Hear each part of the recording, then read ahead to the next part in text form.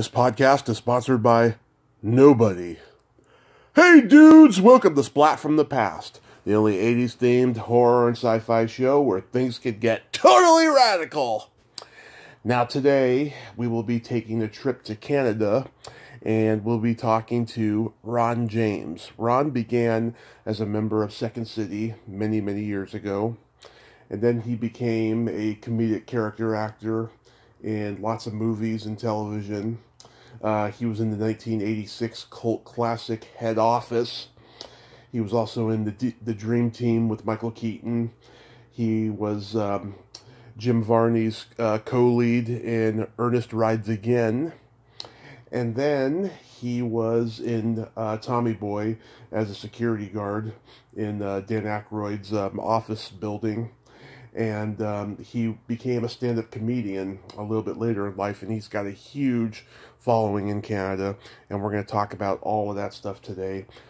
This is a couple of years in the making. I remember I reached out to him like in the very beginning of starting this podcast, and in 19, he said, okay, we'll do it, and then things got busy, things got in the way, and we're finally going to do it today, and I can't wait. It's going to be friggin' spectacular as March Madness draws to a close. We have, 6 more days left until March Madness is over, and we're going to go out with a bang this month. So, here is my interview with Ron James.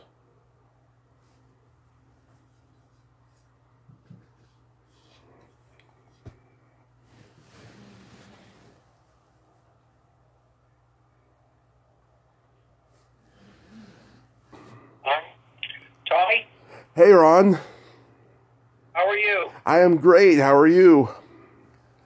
Pretty good, thank you, sir. Yes, I did all this myself, so I'm buying myself a lottery ticket today. Just the fact that luck is on my side. Perfect. I can't hear you very well. Oh, hold on. Can you hear me now? Yeah, a little bit, yeah. Okay, perfect. This is such a great honor. Thank you for taking the time finally today. Thanks. So, going back in time, did you gravitate toward acting and performing early on in your childhood? A little bit, but just acting the clown, the fool, it was always kind of funny. I was always funny. What do you mean kind of? I was always getting laughs. I was little, red hair, freckles. Yeah. 35 pounds till I was 14 years old, and 37 of that was my head. Yeah. That's a kid that's born to be funny. And I know you're in California, but I come from a Celtic heritage in Canada, the island of Newfoundland. My father was from, and they're all talkers there. And my mother was from Cape Breton, and they talk there too. So I came from an oral storytelling culture, and that had an awful lot to do with my early influences. But as any comedian will tell you, that an exponential leap from being funny in the kitchen or classroom to being funny on stage, and that's where the last 40 years have come in with Second City, and then a tenure in Los Angeles for 3 years, and then getting into stand-up when I came back to Canada in 94. Right. I started late. I started at the age of 36. Yeah. Looking at 9 one-hour comedy specials and 2 television series that I've created and starred in since then. Of course, COVID has shut things down, but, I've drawn very good crowds from my living room shows, and I've got a book coming out with Random House in the fall. So I've been busy. Right. You've had just an incredible journey. Did you get involved in school plays when you were younger? I did not. Only in university. Actually, I did, to tell you the truth. Let me think back. Yeah, grade 6 we did Scrooge. And then in junior high, we would do plays from time to time. So I did those. I always got cast as, the funny sidekick. Right. I never did plays. I was busy playing football and hockey. And then in university, I took a course. I took an English program that was involved putting plays on. And we did Thornton Wilder's Our Town, and I loved it. I was back at it. And we did Charlie Brown the next year, another musical, and I liked it, you know? Mm-hmm. And then in 77, a show called Saturday Night Live came on, and that was where I had my focus. And so I left Nova Scotia on the east coast of Canada, a province, and moved to Ontario, Toronto, and got into the Second City, which started in Chicago in 57, and was brought to Toronto in the early 70s, or the mid-70s, with John Candy, Dan Aykroyd, Gilda Radner, Eugene Levy. One hell of a cast. Yeah, they were just spectacular. When you got there in, what was it, 77, you said? No, I got on stage I got on stage in Second City in 1981. Okay. Started out with the touring company, were promoted to the main stage, where you got to write your own shows instead of do old sketches. And it was there that I really got, you know, my degree in comedy. As anybody who's been in Second City will tell you, it's very demanding, and not as demanding as Saturday Night Live, nor as cutthroat by the sound of things. But it was instrumental in building up my cred as an actor. And then, of course, you know, you were always casting commercials and voiceovers and guest spots. Right. But one thing with Canada is you never got that trajectory that you could get with Chicago's Second City. It's one of the great things about America is the trajectory from stage to screen, although it doesn't happen for everybody, that's for sure. But it does exist, and here it really doesn't. I think comedy is far more compartmentalized in Canada and paid lip service to. One of the major television network is CBC, which is government funded. They'll only let you tip the apple cart so far and speak truth to power so much. They're very much influenced by government funding. Right. And when you got to... Oh, go ahead. Right. I mean, I've done my shows in theaters across Canada, and I've been doing that for 20 years.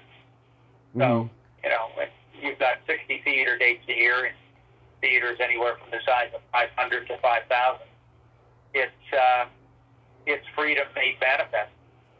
And COVID has sunk a torpedo into the bow of live performance the wide world over. And the paradigm shifted. I started doing these shows from my living room, which got some great response. Mm-hmm. But it's not the same. You got to hear the laughs, man. Yeah. Who was that Second City when you got there? Well, I started, this young fella started in the company with us when I was my senior year in the touring company, a guy by the name of Mike Myers. Yeah. So we used to, he literally finished high school exams at the age of 18. Right. And the van with all of us seasoned road warriors who've been already in the company for 2 years and suffering blizzards. Yet he wouldn't wander, driving to gigs in the dead of winter. Right. And got in the van with us and spent the first summer with us, his first summer with us. And he's a good kid, worked hard, always worked hard, lived and breathed every scene he was in. He cared. Yeah. Really cared. And nothing came easy to him. He worked for everything. Yeah. That's why I heard David Hubin told me he was in the company with you guys. Who? David Hubin. Yeah. Yeah, he wasn't in it with me. Oh, okay. He was in it with Mike. Yeah, he was in it with Mike Myers, though, he told me. Yep. Mike stayed in the touring company after I got promoted to main stage. I see. Was Linda Cash there? He sure was. Yeah. She was in a cast after me. She was in the touring company, and then she went to London, Ontario. And then I was gone from main stage and doing guest spots and the occasional film when she was on main stage. But I hired her an awful lot for my own show, the Ron James Show, years later. Oh, yes. We stayed here much anymore, but she suffered a tragedy when her husband car accident, and we brought her onto the show, and just working and being around people was very therapeutic for her. She's good people, and she works hard, and she's very funny. Yes, she is. She's a great lady. We had a great conversation, and she's hilarious. Yeah, she's a good gal. Yes. So, did you know the guys who were there before, like John Candy and all them? I didn't. I met them many times, and they used to ask me to. They would offer me guest roles on SCTV in the early days. I mean, you can see a far skinnier version of me in red hair and several great sketches. And they were very kind to hire me. They hired another guy in the company too at that point in time, John Hempel. Yep. But when we were on main stage, SCTV was on the air, and everything prior to was on TV Weekly. It could be very intimidating meeting them when they were so strong and so already at the top of their game. Right? Yeah, they were generous professionals, dedicated to the craft, and I ended up shooting a pilot with Dave Thomas, and John was in that. But mostly they were on their own road by the time I got to main stage. But it was an exciting time to be at main stage in Toronto in those days. We had a 110 Lombard Street and the old fire hall. In those days, stand-up and improv didn't overlap like they do now. And so it was an oasis for people to come and hang out. And, you know, Robin Williams improvised with us for 4 days, which was a highlight. Yeah. 4 nights, rather. When he was doing the Hummingbird Center, and many Illuminati who would be coming in to do movies of the week or movies or things would always drop into Second City. It has such a prestigious alumni. It was an exciting time to belong to it, yes. Yeah, I mean, it was a magical time for improv. It was a comedy revolution that lasted a while. That's a good way to say it. It was a comedy revolution, yeah. And it started with, Saturday Night Live when it bumped Don Kirshner's rock concerts off late night TV. Yep. And then boom, this is gone. And it's radical. I remember seeing it at university with the original cast, and I went, oh man, I got to do that. And then all the great films came out, of course. Animal House, 1941, Caddyshack. Those boomer films that personified the spirit of my generation. They're the best, yeah. I see Dave Thomas and Rick Moranis gave you a role in Strange Brew. That was my first speaking role in film. And then from then on, I did, dozens of commercials and dozens of guest spots. And I did one of those Ernest films a long time ago. Yep. I was in a head office, co-starred with Judge Reinhold in that years ago.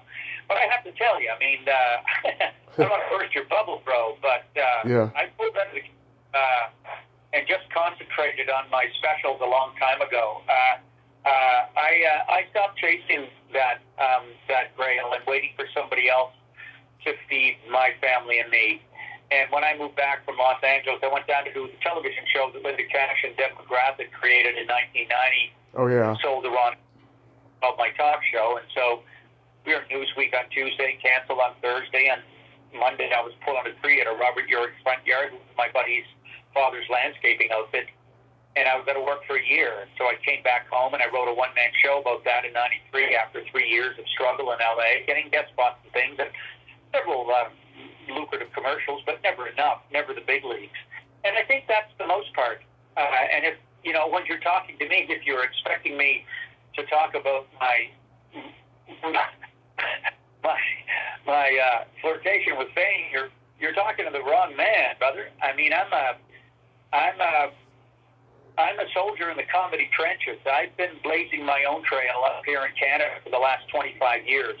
Yeah. And I love what I do and how I did it.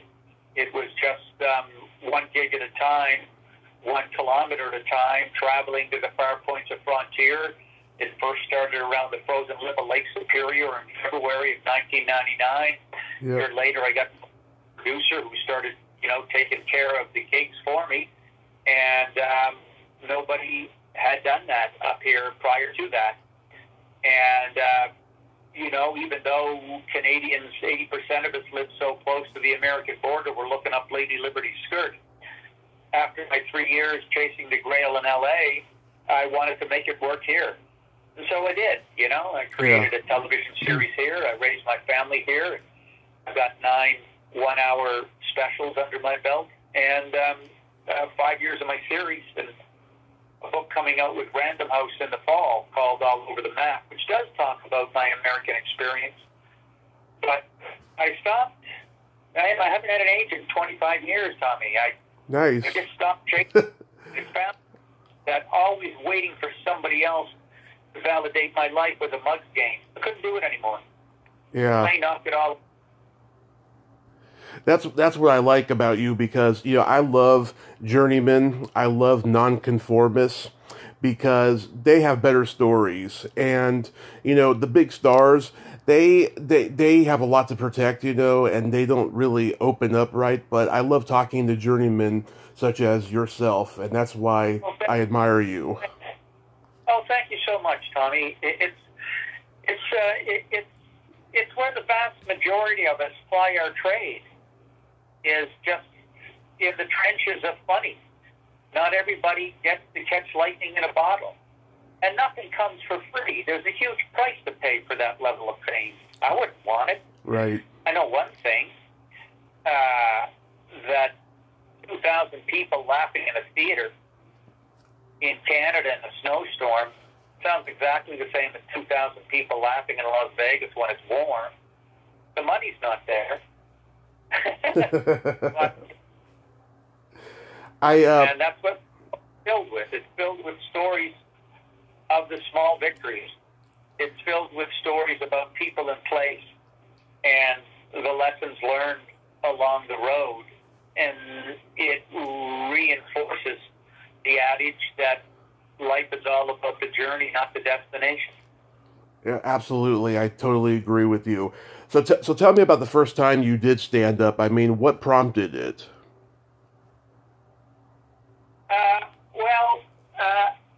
I actually came to Toronto to get into Second City. Mm-hmm. And weighing it between stand-up or Second City. And in those days, there was a yacht club on Bay Street. And that was an iconic room where an awful lot of great comedians came from. And I went there in 1980. I'd been funny, I had this little character, sort of a nerd character I used to do. And I went in and I found the energy too competitive, too dark, too combative. And even though I did really well, I wasn't ready for it at that time. Right. And I didn't realize how far I had to go. And so I got into Second City. And then after Second City, when I left in 85, I dabbled in stand-up a bit and bombed miserably one night. Mm-hmm. And watched it again for 10 years. Yeah. And I would say that I put my foot in it a few times, testing the waters. But I was really ready when I got back from Los Angeles. I wrote a one-man show called Up and Down in Shaky Town, One Man's Journey Through the California Dream. Right. I got a hat trick of great reviews in Toronto. And so I pulled the best 10 minutes worth of jokes from that and started over Canada Amateur Night at 36. And I already had, nominations for films under my belt and commercials and television shows to my name. But I knew that this was an entirely different animal, and I was fully prepared to jettison the way I'd walked through the world with my career prior to that. The auditioning process in LA had exhausted me, and I just wanted to embrace stand-up, and I did. And I played at a club called the Laugh Resort. The first check I got was in 95. Mm-hmm. I shared a double with a dude by the name of Barry Julian, who ended up going to the States. and has been the producer of the Steve Colbert Show for quite some time. Right. Peabody Award recipient, just an excellent comedy writer. So that's when I got my first check in 95, and I stayed focused and dedicated to it ever since. So that's been, 26 years. That's amazing. Did you perform? Yeah. Did you perform a lot at Yuck Yucks? I didn't do Yuck Yucks. I did it one winter, and it was instrumental in honing my stage skills and survival skills.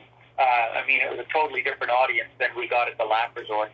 The Lap Resort is now defunct. It's been non-existent for quite some time, but it was a great little room, held about 200, and it had a television demographic. You know, you really got a great audience there, 18 to 80, quite frankly. And, you know, the food was good, the wings were great, and the beer was cold. And everybody who was anybody came there in those days. Ray Romano, Louis C.K. Right. Is that his name? I think so. Ellen DeGeneres, too. Dennis Wolfberg was there. Oh. And other people as well. Rich Hall. Oh, yeah. And we opened for them, or middle for them. And they were good chaps. Ray was an exemplary human being. And an excellent comedian and a generous performer.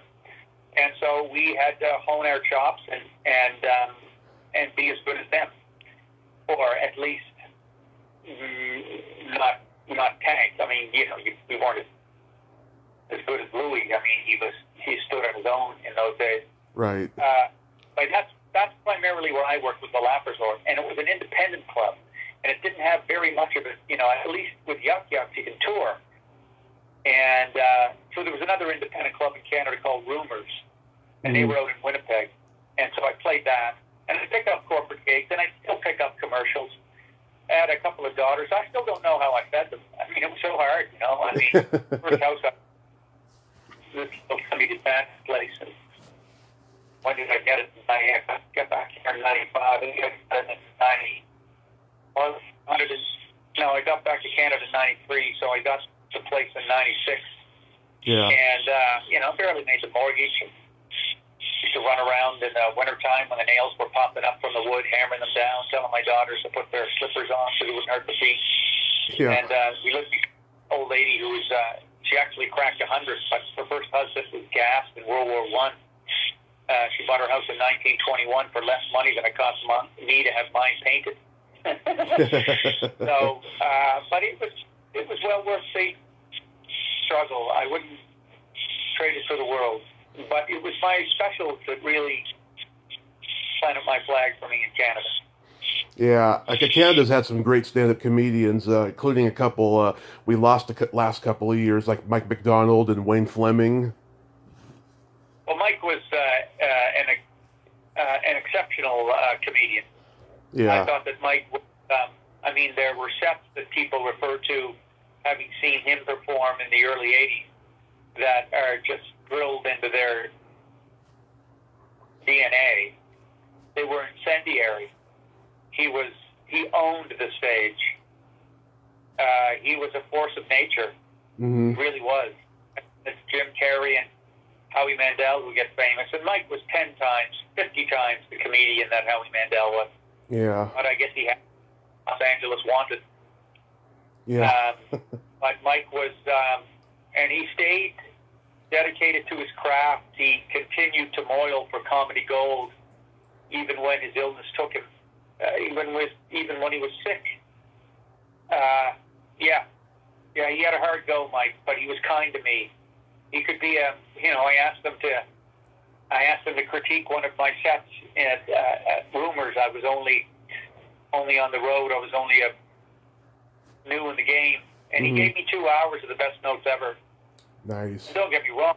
It's not like the Mormon Tabernacle Choir backed him up. I mean, his comedy mind was razor sharp, obsidian sharp.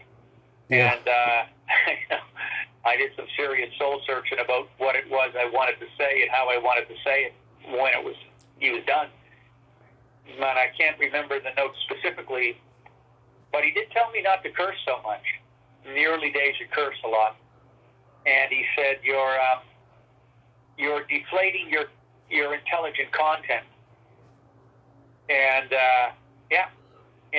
So I'll do a 2 hour now and drop 2 F-bombs, and it's only because they're for alliterative impact. Yeah. Now, coming from improv and going into stand-up, improv is, very much a team effort, very collaborative, communicative, whereas stand-up, it's just you up there alone. Did you learn pretty quickly, though, that a lot of other stand-up comedians are pretty miserable and bitter, whereas the improv comedians are much more, helpful and collaborative? Miserable and bitter.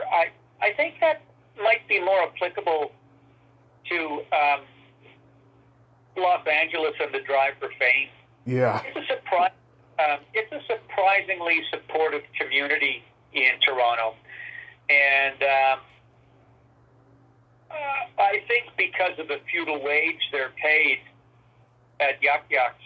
There's a saying that show business stops at $1,000 at Yuck Yucks. That's not to say that great comedians don't come from there. Mm-hmm. But the Laugh Report, when I was learning my craft, there wasn't a vibe like that there. And, sure, some comedians could be, as catty as old ladies at a quilting bee, but I just ignored them. Get back to improv. I don't think that's the case either. I think an improv, at least I found it when I was on main stage at Second City, the camaraderie we had in the touring company for the 2 years when we were weathering the far points of Frontier and driving the roads in the winter times and blizzards, and we had a great sense of camaraderie. We were, the only difference between us and submariners in that boat is that we weren't speaking German. It was it was good, and I found that when we got to main stage, that people were very picky about whom they worked with, and the supportive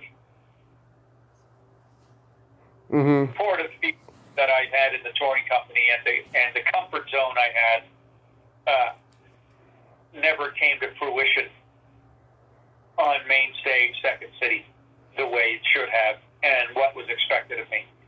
I found that when I answered the calling of stand-up comedy, all those doors that were closed for me creatively because of backstage politics, right, no longer existed. I found stand-up so freeing. I found it to be everything that improv wasn't. Improv is, you can liken improv to 7 Bolsheviks on a communist farm trying to pick the color of the tractor, where stand-up is an enlightened dictatorship. Yeah. It worked for me. And I'm really glad I answered the call. Yeah, I did stand up for 10 years in San Francisco, and the older guys, they were the ones who were miserable and bitter, and then the ones that were my age, they were guys who came from improv, and so they were really helpful and cool, Yeah, were the older guys bitter because they never got their fame that they wanted? Yeah, they never got that. They can't get booked in the same clubs that they used to because they're not a draw, stuff like that. Well, I kind of saw the writing on the wall, and that's why I didn't want to be dependent on somebody else feeding my family or dependent on them to say whether or not I'd have a vacation. But if you were in stand-up for 10 years, nobody knows how hard it is. Yeah, nobody. All it takes when you're stuck in the muck and spinning your wheels and you can't seem to move forward. And here's one of the things, too, with stand-up, unlike, I think of it when I listen to compilations of alt country music, right? Right. And I'll listen, and I'll go, wow, man, that dude's really good. What a great song. Who's that? And the music stands, the song and the music can stand alone, and you can respect the musician and his song and his capabilities. But don't you find that the general public base stand-up comedy so much more on fame and notoriety on that level that you're always being compared to the ones who are famous? Yeah, I think that comedy has become so fame-based that so many people who are actual artists in comedy are pretty pissed off about it, because they want to see more artists, focus on the art of it and not the fame. Well, it's hard to float a mortgage on that, but I agree with you. And it is. I mean, that's the reality. I mean, we live in a capitalist marketplace, and unfortunately, fame and that level of notoriety drives the bus. I remember when I was in Los Angeles and I wanted to do stand-up. After my talk show, a lot of stand-ups came on, and I thought, okay, I can do this. Funny on the show. I went to Bud Friedman's improv on Melrose, and I threw my name in the hat for amateur night. Yeah. 25 people had thrown their name in the hat. Yeah. I got on Bud Friedman's improv in Santa Monica. I threw my name in the hat January 10th, 1992. Okay. 92. Mm-hmm. I got on stage at the improv in Melrose, in Santa Monica, 30 other people, for 5 minutes, April 30th. And I thought, okay, if I want to do this, I'm going to have to move home. And of course, the changes in immigration and the recession that hit America and those in California then when the aerospace industry collapsed after the Cold War was over. But I don't know how people do it in the States. I don't know how they find their niche in Los Angeles and build from there. Because that's infinitesimal chances. But then coming back to Canada, I was able to work on my craft, and I was able to do the Just for Laughs Festival 8 times. I was able to do a concert there and talk to Billy, be the best of the best.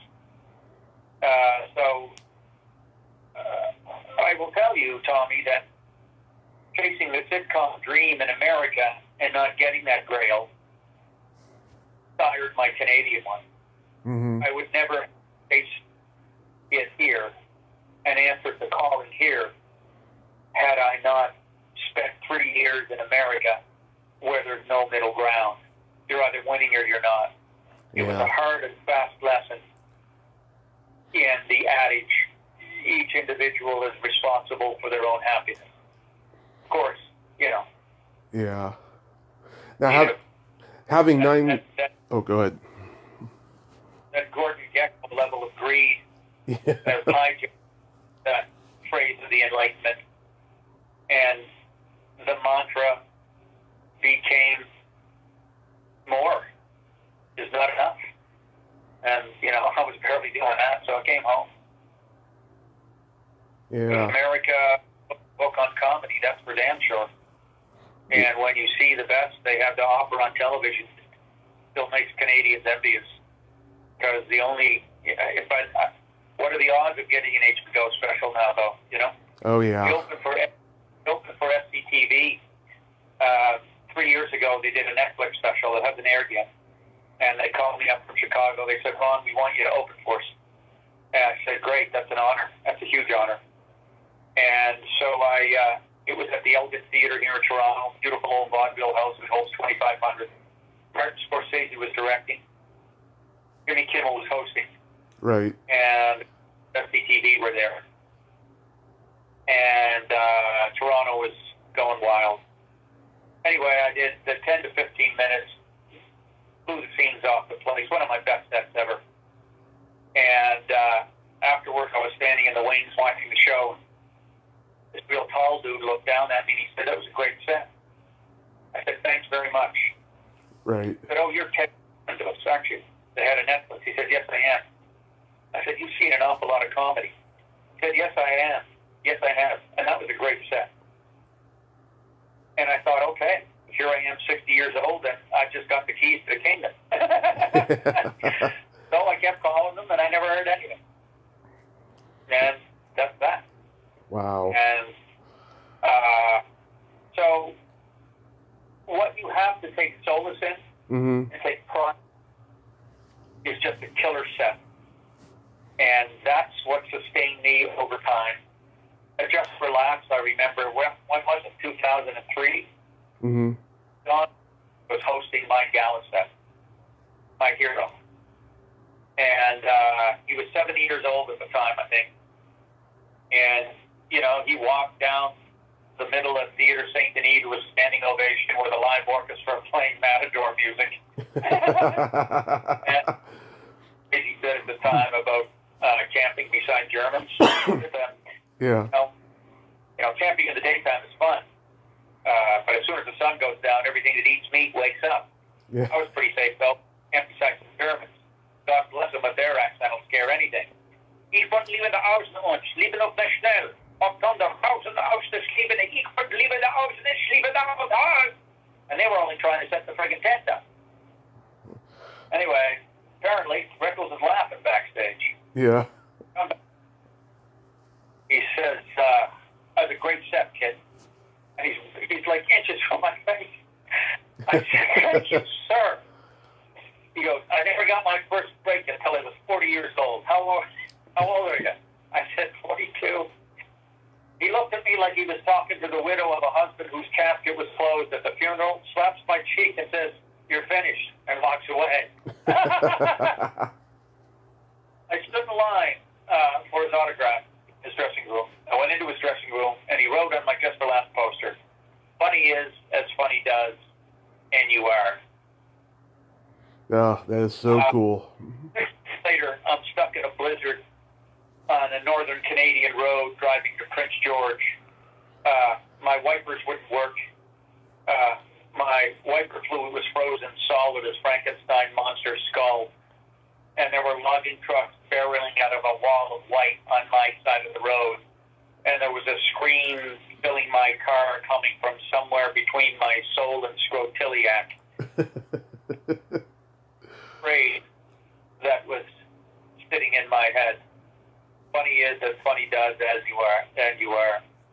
So those are the things that you tuck away, and you have to, because they're talismans. They're protective amulets that keep you going on that road less traveled. Right. Now you've done nine specials. You said. How do you just? Yeah. How do you? So what's your process for writing? I mean, that's a lot of material. That's like George Carlin, Robert Klein, Gallagher level of how many specials, you know?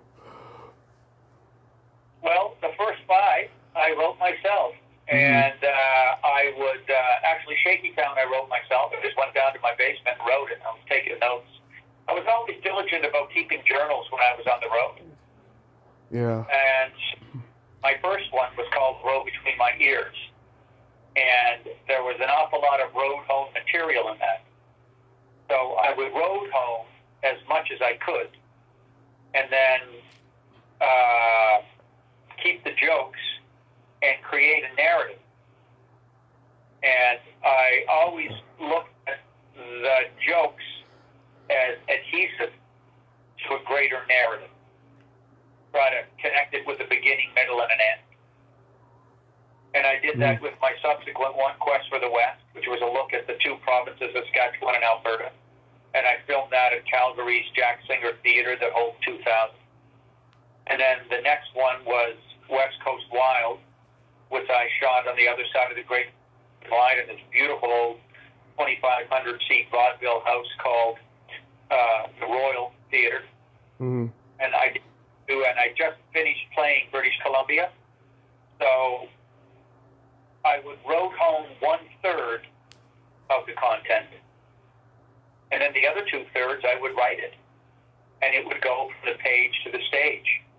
And I'd write anywhere between 75 and 90 pages, memorize it, and deliver it.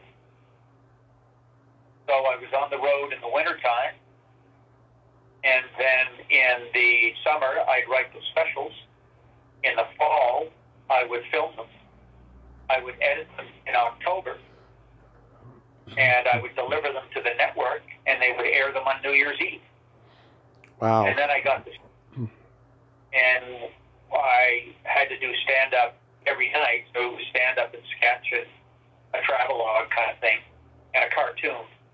And I had a team for that. Gary Campbell was my head writer on the series, and he earned his chops as a producer on Mad TV in L.A. And wrote for Roseanne Barr, Jeff Foxworthy.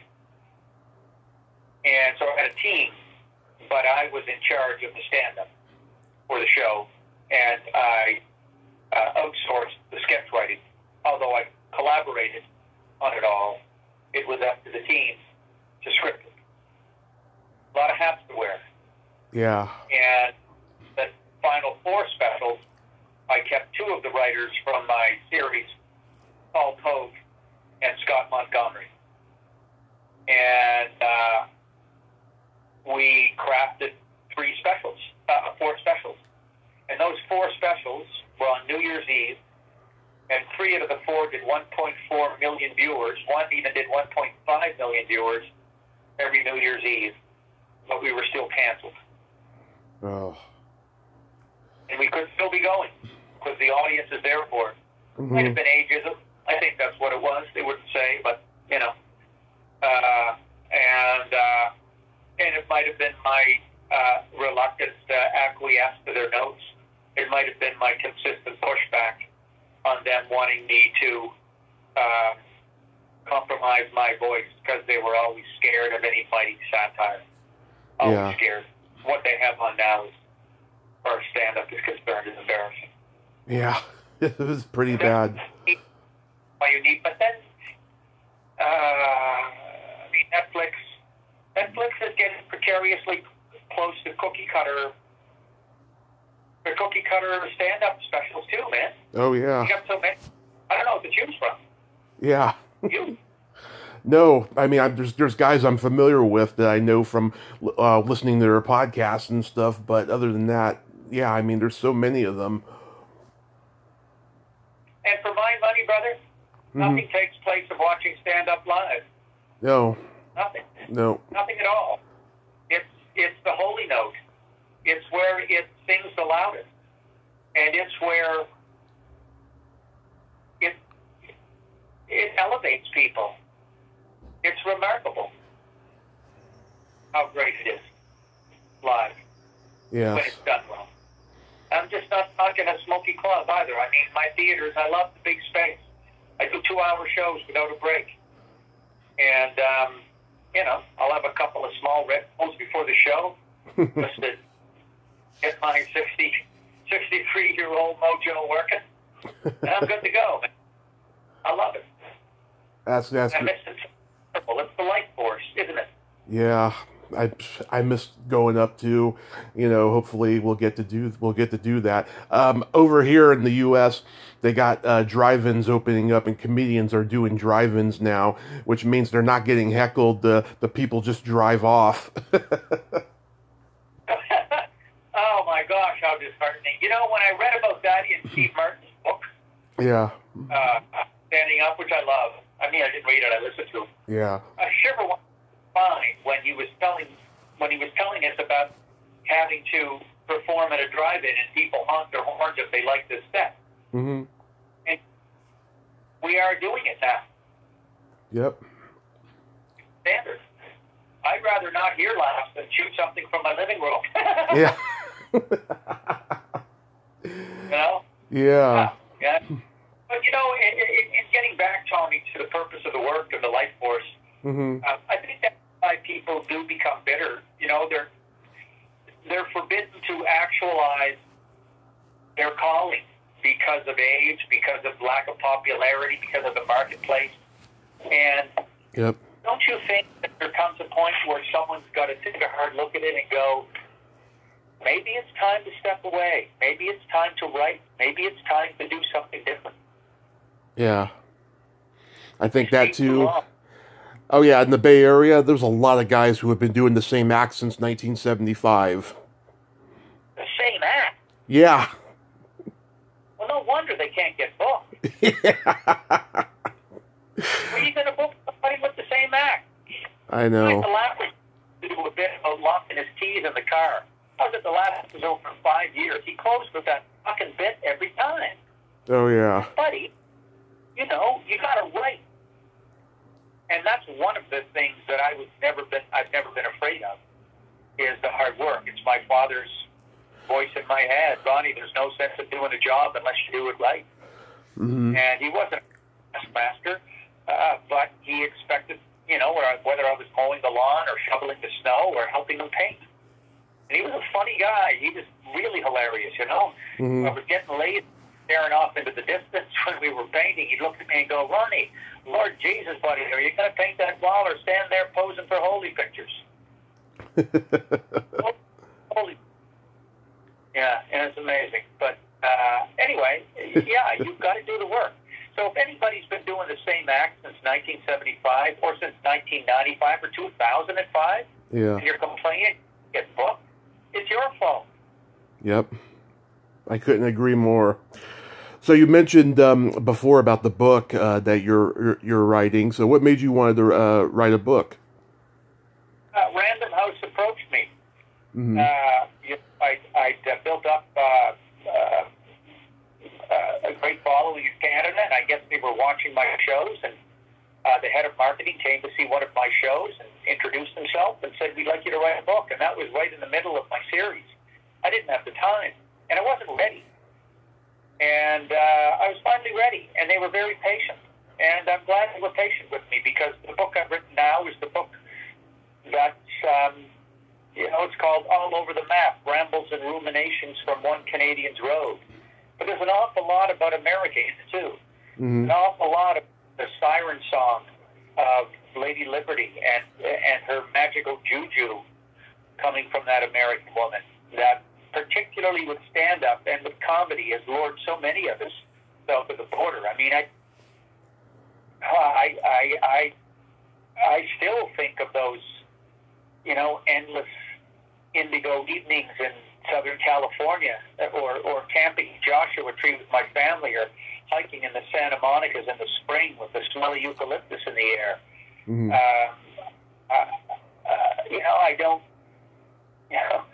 I don't relish memories of the traffic and of the struggle and of poverty and not making ends meet. But I sure do remember how beautiful that state was and how alluring it was.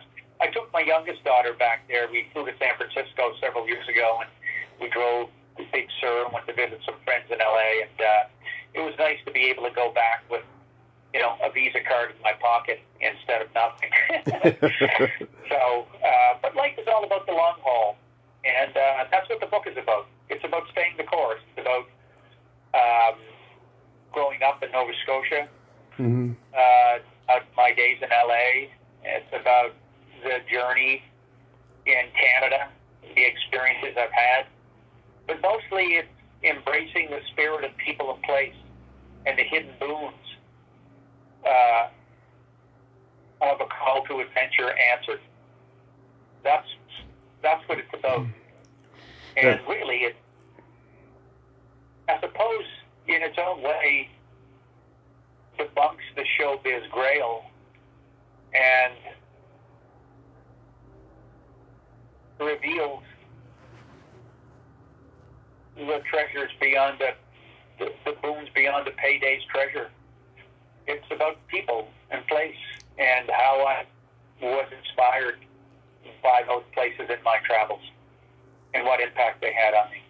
Whether mm-hmm. it's relatives, old friends, meetings in Los Angeles when I was doing my talk show, and the struggle down there, and the journey of the road. And I blazed trail myself. Nobody wanted to play Canadian theaters. Mm-hmm. Everybody wanted to be booked in the States. And I'd already put my 3 years in there. I wanted to raise my daughters here. It's funny now, though, last year when Trump shit the bed and the cases of COVID were climbing in America, someone here in Canada made a website that said move to Canada, and Americans crashed it. Mm-hmm. and then your countrymen can't find us on a map again. So I guess things are getting normal. But it's always been this marvelous grail, and I tip my hat to Uncle Joe. He turned it around in 48 hours. But with 395 million weapons in the hands of 350 million people, it's going to take a greater task to make America sane again, brother. And I certainly hope that it does, because the only reason I'm speaking to you now from Canada is because I spent 3 years in America. Mm-hmm. I appreciate you talking to me, and I was curious, what are your favorite places to travel to when you do stand-up? Oh, that's interesting. I'm asked that question a lot, and I'm sure that there's some clubs in the States that are just smoking hot clubs. Mm-hmm. And I know I like to watch them. The Comedy Cellar's a great place. I saw David Tell there one night. It was an epiphany. Yeah. I love playing in Canada, around the corner from Toronto. Mm-hmm. Like the Winter Garden Theatre. That's a sweet vaudeville theatre, 1,000 seats. I like the Burton Cummings Theatre I really like the Burton Cummings Theatre in Winnipeg. And, yeah. Nice. And in Halifax. The McPherson in Victoria is a real smoking hot room. It's an old vaudeville house, too. I always find these old vaudeville houses have the spirit of the people that went before. In fact, there was an act used to be on the vaudeville circuit called Wanda, the Seal with the Human Brain. You can believe that? Mm-hmm. I had highways and byways in a bus and the turn of the century with a friggin' seal as a sidekick, man. Yeah. How nutty is that? What else for a seal in Ohio? Sure, of the dine. Like at Kippers, the seal wouldn't be setting for grilled cheese. Just when you think the hotels are getting a little too generic on the road, just remember that a guy had a sidekick who was a seal. Mm-hmm. Yeah, that's pretty insane. Wherever people are laughing, there's some theaters where the sound drops I don't like. Yeah. And I always love the Laugh Resort here in Toronto. I always love that one. There's a province in Canada where American comedians go with Just for Laughs. Mm-hmm. Just for Laughs took a lot of your people up in Canada too, right? Yeah. And but American comedians, when you see them at Just for Laughs, some of them are just so bulletproof. It's wonderful to see, so innovative. Top of their game. Oh yeah, there's still a lot of good guys out there. Really quickly, Ron, later on today I'm interviewing Jim Varney's nephew. I was curious, what was it like working with him on Ernest Rides Again? Oh, it was great. I mean, those guys were from Nashville. They were hardcore Republicans. And I got along with Jim very well, and it came at a time in my life that I really needed a break. Yeah. Because back from Los Angeles, $48,000 in debt. In '93, I didn't know how the hell I was going to pay it off, and lo and behold, I had an agent at the time. They said, "We've got an audition for you." My buddy, who was a commercial director, shot my audition for me to make it look nice, and we went out there, and I was out in Vancouver for 10 weeks. Nice digs at a hotel. I thought I'd won the lottery. Yeah. And Jim was a good guy, and the guy that directed him, John Cherry. Yeah, Don Cherry. Is Don Cherry still alive? I heard he died about a year ago or so. Oh, yeah? Yeah. Well, they were both very good to me. They both laughed, and I will tell you something else. I started telling stories to them about growing up. America had influenced me.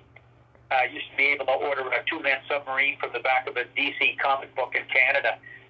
But stamped all over it was Order Void in Canada. And America always had the cool stuff. I remember when I was camping as a kid with my family, Americans used to come up from Cape Breton National Park, the Highlands, in these Airstream trailers. And we were invited over to their Airstream trailer the night of the moon landing, and we watched America walk on the moon, one giant leap for man, Yeah, one small step for man, one giant leap for mankind. They pulled a color TV out from the back of their Airstream trailer and plugged it into the side. And they gave the kids a tray of grape tang. I hadn't even seen the orange tang yet. It was land school stuff. And I told those stories to Jim and to Buster. Mm-hmm. And they laughed. And I thought, wow, man, I'm on to something. And, yep, that wasn't an Academy Award-winning movie by any stretch. And I haven't done a film since, other than small parts and, you know, Danny Boy and a couple other pictures. But I, just like Don Rickles writing on my poster, or watching Billy Connolly's HBO special, or making Jim and Buster laugh. Yeah. That stayed with me. They were too right-wing for me. They were unapologetic, hardcore Republicans. Yeah. And could say things that I just let slide.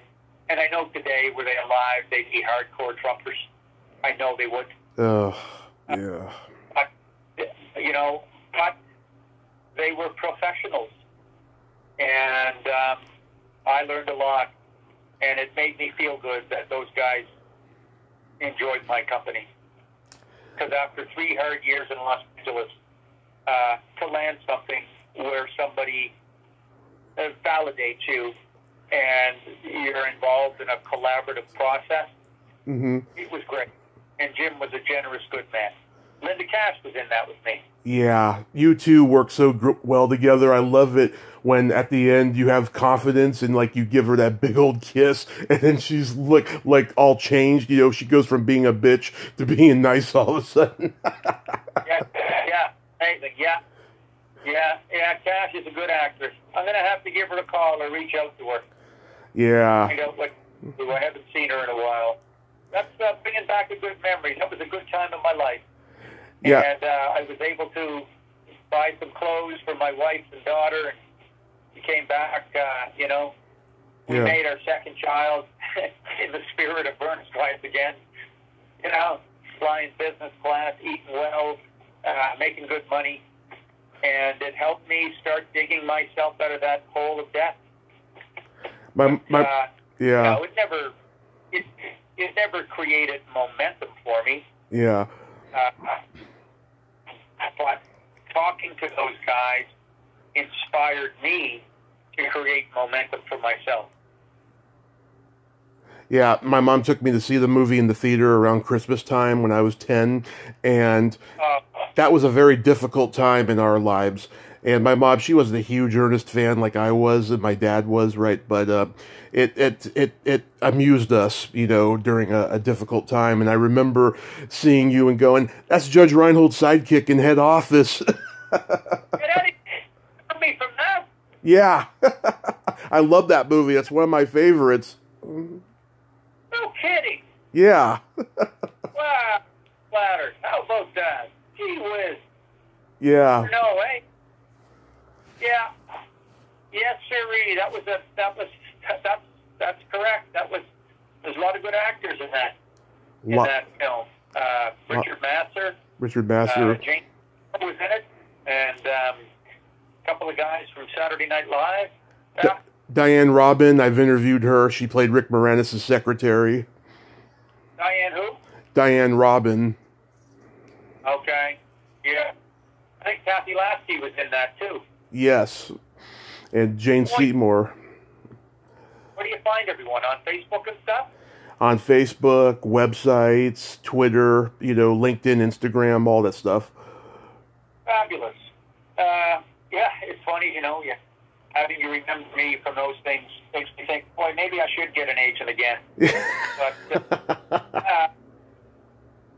I'm just interested in creating my own projects, and hopefully I'll get another series sold or get another book written after this one. Regardless, you just have to stay creative. And if there's anything I learned over the years, no one does it for you. Yep, you got to do it all yourself. That's what I've learned as well. That's why I started this podcast, and I love talking to people such as yourself. And one last thing I would like to ask you is, do you have any upcoming shows in this pandemic that people can go check out? I just had mine on Sunday. It was on Sunday night from my living room, called Spring Loaded, and that's been done. But I'm reachable on Facebook and on Instagram, and you know, I sell those. I still sell all my specials, my DVDs, and I've been nominated for a couple of them for Screen Actor, for not Screen Actor, but Canadian Screen Awards. Right. One of them actually. But you can always get in touch with me with Facebook, and but nothing coming up in the pandemic. I imagine I'll be on the road again late fall 21 or early winter 22. I'm trying not to think that far ahead, though. I hope so, Ron. And I want to thank you so much for coming on today. And when your book comes out, you said in the fall, I will check it out. Thank you so much, Tommy. That's September the 28th, 2021, with Random House. And it's been a pleasure talking to you. I'm glad we finally connected. Yes, I'm glad we did, too. You have yourself a great night over there, because it's going to be nighttime pretty soon. And stay safe, because we need funny men like you. And you stay safe in America, too, buddy. There's an awful lot going on these days. Yes, sir. Thank you, and have a great night. Thank you. Bye, Tommy. Bye-bye. Well, there you have it. Ron James. Ain't he a cool dude? Wow, we got to have the stand-up talk. That is fucking awesome. I'm glad we got to do that, you know. Got to squeeze in a little bit of the movies at the end there, too. And I'm glad we finally got to talk. Well, until next time, this is Tommy Throwback Kovac saying, there's no shame in living in the past, because the present sucks. Later, dudes!